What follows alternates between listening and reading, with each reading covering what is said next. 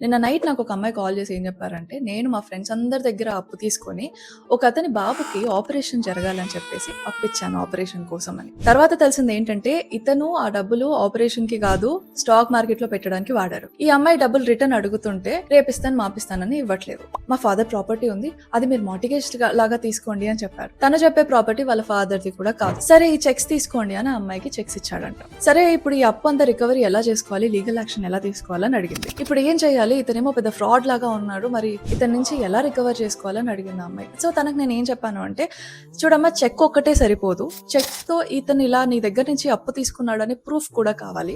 So ఒక agreement లాంటిది రాయించుకోవద్దు అని. సరే తను నన్ను అడిగింది, ఒక బాండ్ పేపర్లో అగ్రిమెంట్ ఫుల్ లీగల్ గా తయారు చేసి ఇవ్వండి మేడం అంటే, బట్ దానికి లీగల్ ఎక్స్పెన్సెస్ అవుతాయి కదా, అయితే ఆ ఎక్స్పెన్సెస్ తను పెట్టుకోలేను అని చెప్పింది. ఎందుకంటే ఆల్రెడీ ఇంత అప్పులు జరిగిన తర్వాత తను అంత పెట్టుకోలేదు.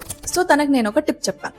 సరే నువ్వు ఫ్రీగా ఆ ప్రూఫ్ ఎలా సంపాదించుకోవచ్చు అంటే, షాప్ లో ఒక ప్రో నోట్ కొను, ఆ ప్రో నోట్ మీద తనతో సంతకాలు తీసుకో, ఆ అప్పు తాలూకు డీటెయిల్స్ అని రాయించుకో. అప్పుడు ఈ చెక్ కి అదొక ప్రూఫ్ అవుతుంది, ప్రో నోట్ కూడా ప్రూఫే అవుతుంది కదా అప్పు తీసుకున్నట్టు. సో దాని మీద మీరు కేసు వేసుకోవచ్చు అని. సో దిస్ వే మీరు కూడా ఎవరికైనా అప్పిచ్చేటప్పుడు, చెక్ తీసుకునేటప్పుడు ఏదైనా అగ్రిమెంట్ ఏదో ఒకటి ప్రూఫ్ లాగా తీసుకోండి. అప్పుడు వాళ్ళు మీ కేసుని డిలే చేసే ఛాన్సెస్ చాలా వరకు తగ్గిపోతాయి. సరే ఇప్పుడు ఆ అమ్మాయి ప్రోనోట్ రాయించుకునే ప్రాసెస్ లో ఉంది, కానీ మీకేది మంచిది? రేపు ఎవరికైనా అప్పిచ్చేటప్పుడు చెక్ తీసుకోవాలా లేకపోతే ప్రోనోట్ తీసుకోవాలా? ఏది తీసుకుంటే ఎలాంటి కాన్సిక్వెన్సెస్ ఉంటాయి, ఎందులో మీరు ఫీజు ఎక్కువ పెట్టుకోవాలి, ఎందులో మీకు డబ్బులు ఎక్కువ వస్తాయి, ఎందులో మీకు డబ్బులు తక్కువ వస్తాయి, ఈ డీటెయిల్స్ అన్ని నేను మీకు నెక్స్ట్ వీడియోలో చెప్తాను.